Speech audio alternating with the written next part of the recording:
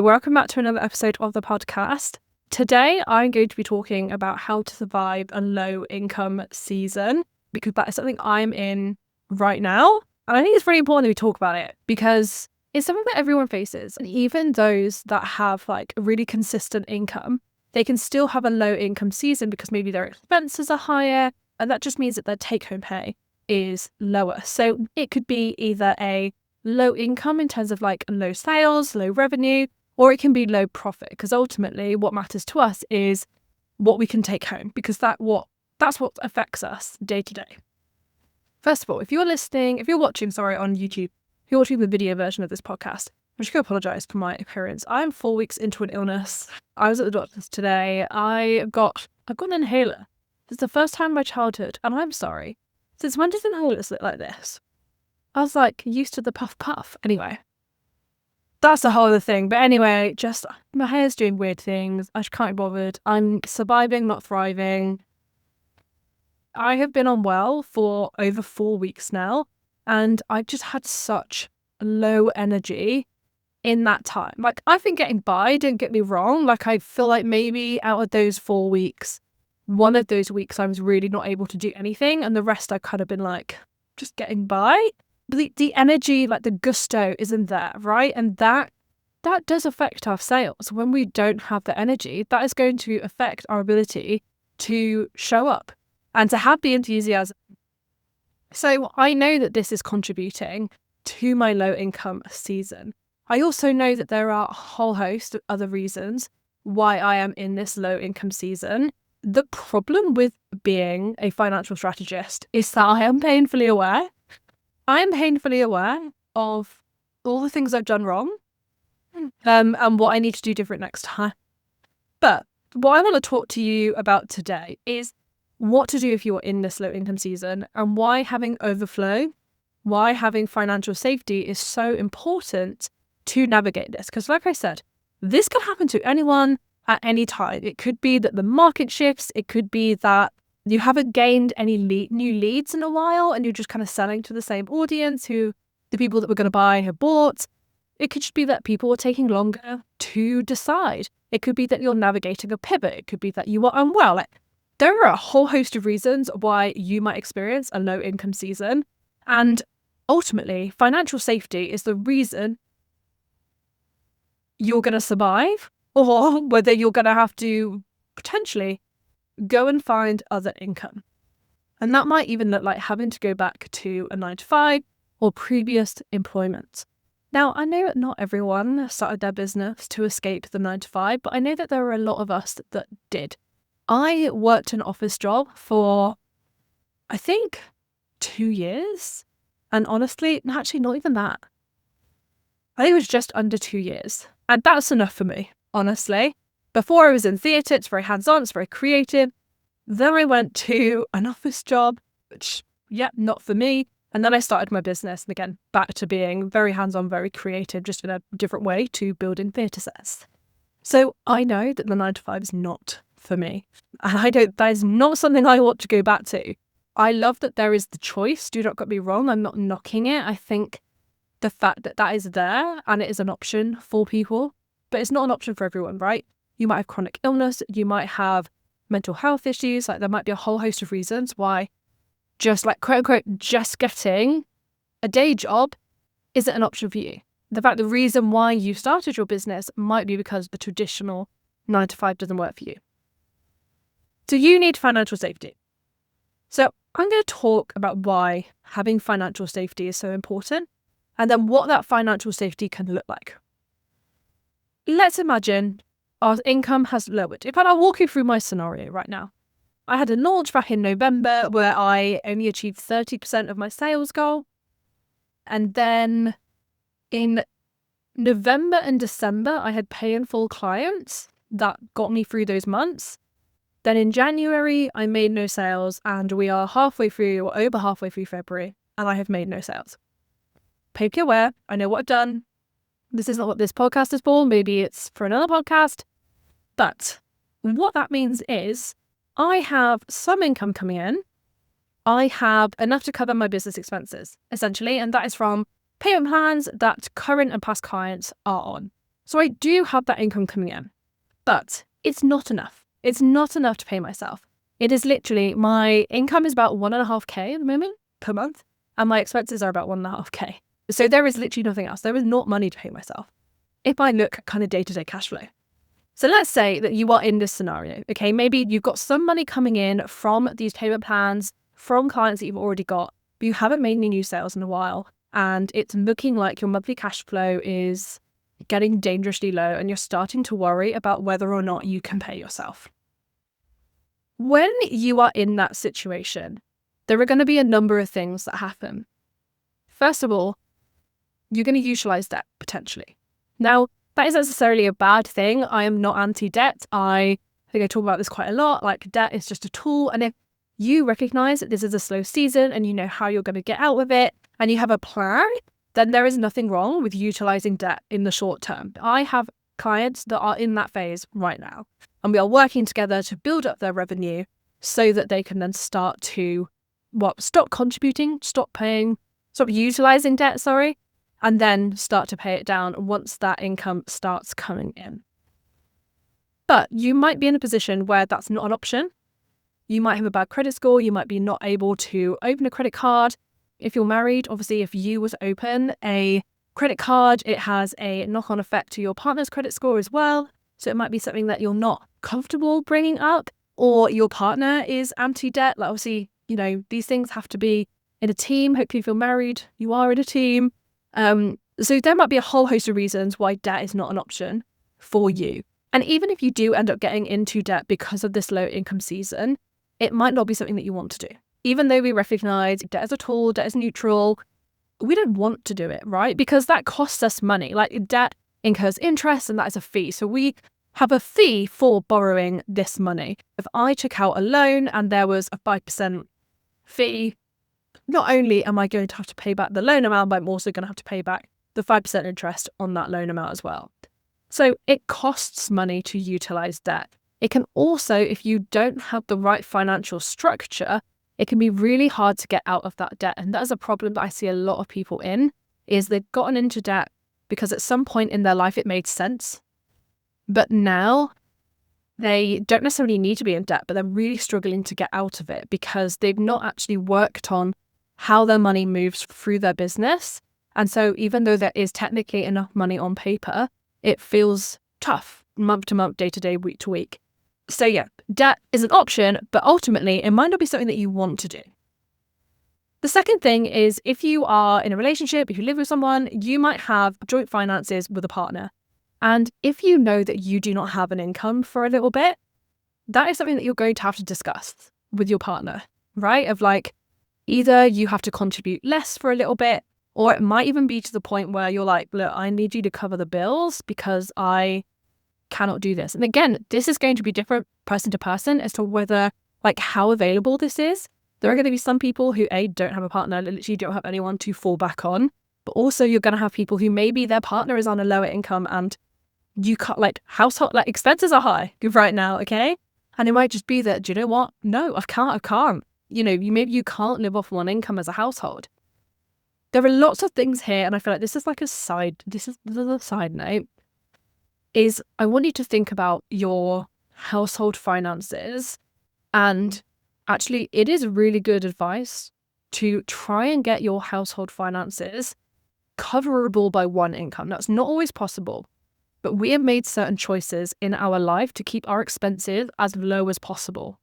And that is because we want to make sure that any excess money we have, we can put towards financial goals. We're quite comfortable making those choices. One of those choices is we don't drive. We don't drive. And we don't really go on holidays either, not at the moment. But that's not to say that we won't. And it's all part of this kind of financial journey that we're on. But just as a side note, if you're thinking, Emilie, my house expenses are really high, there's no way we could live under one income, I would love for you to go through your household finances and think about, first of all, do what I like to call a bare bones budget, which is when you literally write out what are the things we need to survive. Write that out and you will realize how much extra all the other stuff is, okay? Amazon, extra. Netflix, extra. All of those sorts of things. Getting the newest phone, extra. You don't need that. You can keep your old phone and go on a £10 a month SIM-only contract. So there are various things you can do. I used to do this with clients all the time, especially those that were struggling with overspending. It's less about living off the bare minimum. It's not about that at all. It's more about recognizing what is a need versus what is joyful spending, and having that reframe around, wow, I have so much in my life that I get to have. And that reframe around spending money. Anyway, that's being a completely aside. Going back to, you're in a low income season and you're unable to pay yourself. So you've thought about debt. You've thought about talking to your partner. The next option is that your financial goals take a hit. So you might have savings, investments that are for something really specific. Maybe it's a maternity leave, a wedding, buying a house, whatever it might be. That is where you're going to have to pull money from if you do not have other financial safety built into your business or built into your personal life.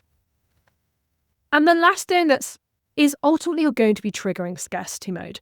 So scarcity mode is something that gets triggered when you are under financial stress. When you are under financial stress, especially for a prolonged period of time, and that might just simply be like, maybe you've been earning enough money, but you've never been managing it properly. So nothing ever feels like enough. Okay, that is, you are putting yourself under unnecessary, arguably, financial stress. And this is going to dramatically affect your income-making abilities. And this is why, ultimately, yes, okay, we don't want to get into debt, but it is a tool. We don't want to ask our partner, but it is a resource that's there. We don't want to use our savings, but they are there if we have them. Scarcity is something that is avoidable.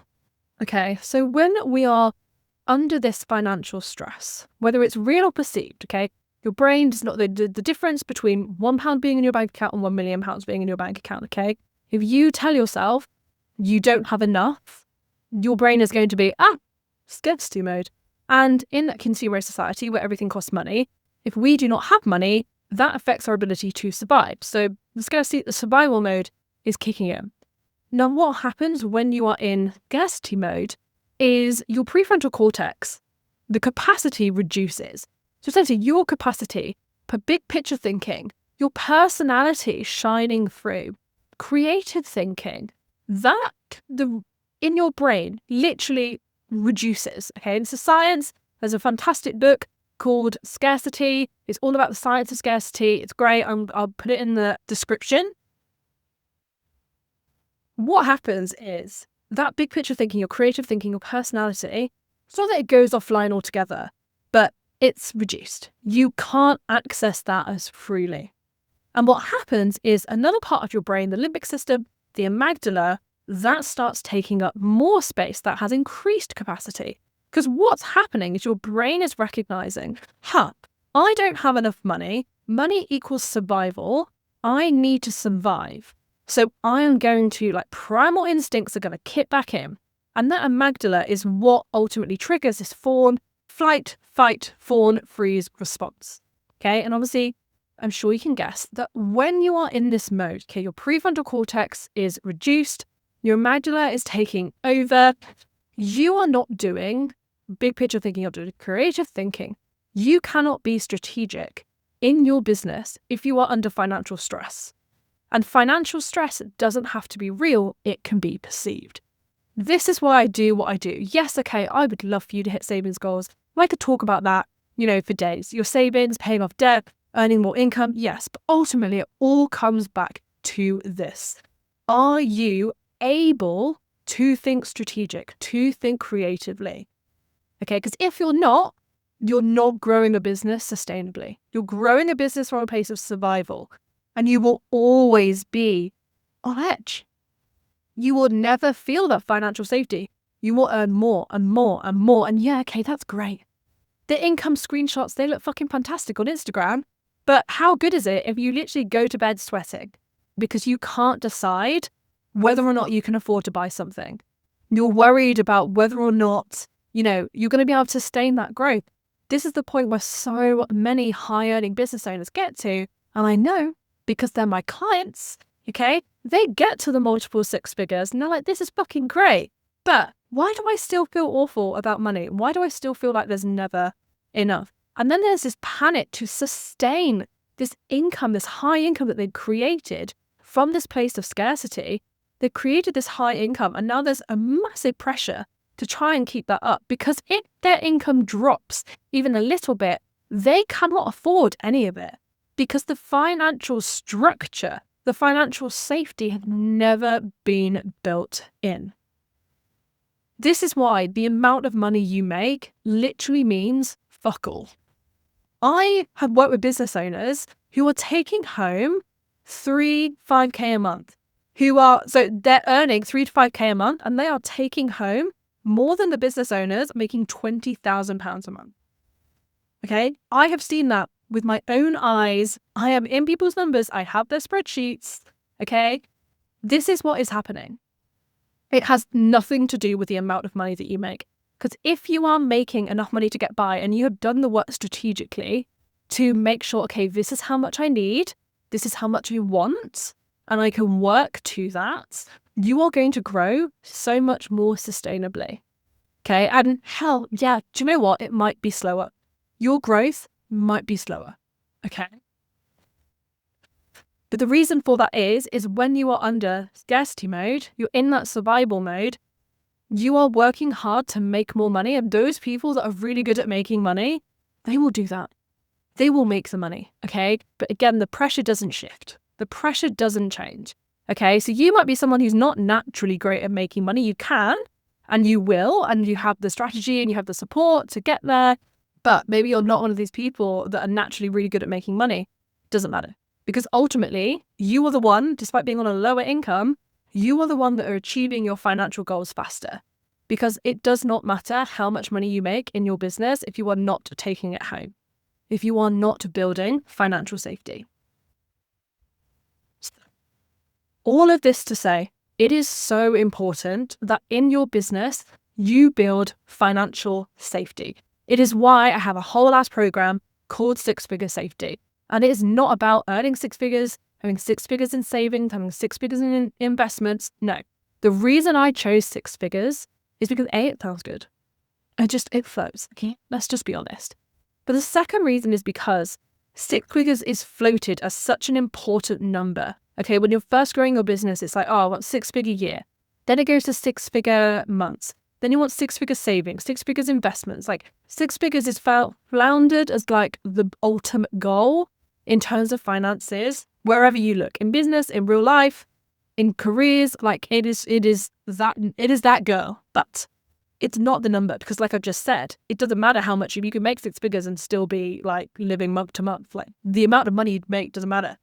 But when you are at a lower income or lower savings or lower financial goals and you are looking towards that bigger number of 6 figures, it represents something else. It represents this more than enoughness, okay? When I make 6 figures, I will have more than enough. When I have 6 figures in my savings, I will have more than enough, okay? That is what it represents. And that is what I mean by 6-figure safety. The amount of safety in your business, in your finances, that means that you have that more than enoughness.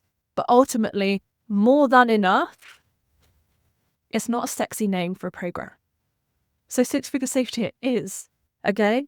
So how are you going to build safety in your business and in your personal life? Well, one funds the other. Ultimately, our business funds our lives, and then we utilize the money that we are paying ourselves to also build financial safety in our day-to-day life. So there's a few different areas in which I help clients build 6-figure safety into their business and their life. First is predictable income, okay? We work on working out exactly how much you need to make, and how you're going to make that money. You have a really solid plan of this is how I'm going to bring in this income, this is what my pricing needs to be, and you also get my support to sell that, because I fucking love sales as well, okay? So predictable income, we look at payment plans, we look at monthly recurring revenue, all of those things, okay? So bringing in predictable income, or at least predictable take home, because one does not necessarily equal the other. So predictable income, okay, for you personally, so that you can, and this is the second phase, live joyfully, okay? We do not do restriction here. I'm not about cutting out the lattes. I'm not about not going on holiday. I have clients with 5 figures worth of, like over 5 figures of debt that are going on holidays. I'm like, girl, live your life, okay? The debt is there, it will go, there's a plan, like, live your life, okay? Within reason, of course, everyone's financial strategy is completely different. So you can live joyfully. So you can take home a predictable amount of money, which is your salary. You're going to take home your same salary every single month, okay? So that you can live joyfully without restriction and build lasting wealth. That's the third part of the financial strategy that I help people build. So you can see that it's this full holistic system from managing your business finances from like a financial strategy point of view, but also coming at it from the financial psychology of how we're going to make that, but then also how we're then managing that money so that we can pay ourselves consistently, so that we can live joyfully. And then lastly, so that we can build lasting wealth, okay? So that we can build, not only are we building financial safety for the today, for the, the low income seasons of today or next month or whatever it might be, but also to protect ourselves in the future so that one day we can actually quit our business, so that one day we can retire, something to give to others, whether you have children or family that you want to be able to give things to. You'll be able to do that, okay? But you need a plan. You need to know how you're actually going to do that. And it needs to come right from the beginning of, what am I making in my business? How am I making that in my business? And why am I making that in my business? That is ultimately what funds your future, okay? So how you're going to do that is we factor in, when we build your revenue plan, we factor in a buffer. I call it overflow. And then there is a system for managing your money day to day, week to week, month to month, whatever your kind of pay cycle is, based on building overflow within your business. So the way that it works is you will earn an amount of money. So your sales will come in, your expenses will come out. We'll optimize your profit. So we talk about profit strategy. And then we're looking at, okay, this is how much I need to take home. And this is how much I need to save for tax, because we know the tax man isn't going anywhere. And then it's what's left over. Now, what usually happens is business owners will look at their profit. They will maybe put aside some money for tax, and they will pay themselves whatever's left. And before they know it, that money's gone. Okay, and then it's the next month and they have to make more sales. What my clients do is, because we've worked out exactly how much they need to pay themselves and they know how to manage that money in their day-to-day life so that they can live joyfully and build savings and build lasting wealth, there is excess money within the business. And that builds up. That is what I call overflow. Now, what happens when we have a low income season is that we have overflow built into the business. What that means is, if you have a month or a couple of months where you don't make the money you need to, you have this overflow that has been built from previous months. And that is how I'm in this low income season. I am, barely profitable. I think my profit margin last month was like 2%. Okay. Because the income is so low, and that's fine. I know what I did.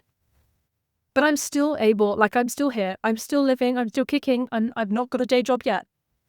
I've not had to go out and do other things yet. Okay. Last time I was in this season, I want to say it was like March 2024. And I had just gone full time, and I ended up taking on a VA client. I know there are other things I can do if I want to make money. I could very easily be a VA. I can very easily design websites. There are so many things that I can do if I want to make more money. This is how I want to make money. The money stuff, talking about money and helping people with their money. This is what lights me up. And so at the moment, I'm just going to stick with this because, again, painfully aware, I know what I did wrong and I know how to fix it. And I'm working on fixing it. So it's going to be fine. Because I prepared for this season. I have overflow. I have prepared for this season in my life. I have a breathing fund. I have an emergency fund. We are prepared for this season in our household. We've made sure that our expenses are relatively low so that we do have choices, okay? We have choices within lower income months to, let's just switch that off for a bit, okay? Let's just pause that thing. And it's not going to have a long-term lasting effect. It's not going to be forever. We recognize that these dips are part of business, okay? Business coaches, business strategists will sell you consistent XK months, consistent income. It does not exist. Consistent income in business does not exist. I had the entire 2025, I had 5K months. You could go as far to say I had consistent income, but I knew there would come a time where that would change. I knew, because I know how business cycles work. I know how economic cycles work. And also I know what was contributed to that. And yes, I can help people build that sort of consistent income. but it's not guaranteed and it's not forever. What is easier is using the income that we are making to build consistency with our take-home pay. Okay, that is what I mean when I say predictable income. I mean, you know how much you're going to be paying yourself. You will be able to predict your business because you will know exactly how much you need to pay yourself, which means you can do things like make more money. You can pull certain levers to make more money. You can equally pull a different lever and reduce your expenses, basically increasing profit. And then there are other things we can do. There are other levers that we can pull in business. But once we know, okay, this is exactly how much I need to take home every single month, we can make those decisions and we can make them strategically. We do not need to make them from a place of panic. I have yapped, so I hope this has been useful. It's more, I wanted to riff about this current situation that I'm in and how this is exactly why I do what I do and how it's important for me as someone who is quote unquote good with money to showcase that it's not always going to be sunshine and rainbows. It's not always going to be growth. Like there will be quiet seasons. That's life. That's business. Other business coaches and business owners are not going to talk about that because they sell sales. Okay, they sell more income. But there's no point making more income if you don't have a method of building financial safety with it. There's no point, because otherwise it's just going to come in and go straight back out again. And you will hit the low income season and you will have nothing there to protect you. And I don't want that for you. I want you to be protected. So, of course, you can come into Six-Figure Safety. It's a year-long program. You get a year-long access to it. The reason it's a year is not because it takes a year to get the results. I think you could set up the entire thing in between 30 and 90 days, depending on how hard you want to go. But the reason why it's 12 months access is because I recognize that these seasons fluctuate, okay? There are going to be people in there that are in their high income season. There are people in there that are in their low income season. And they know that they've got me for whatever season they're in and whatever comes their way. They know that they've got my strategic brain. They know they've got my financial psychology brain. They know they've got my financial expert, financial advisor brain.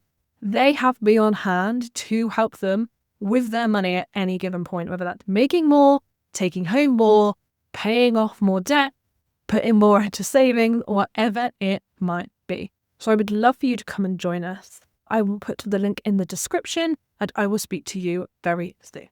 Bye.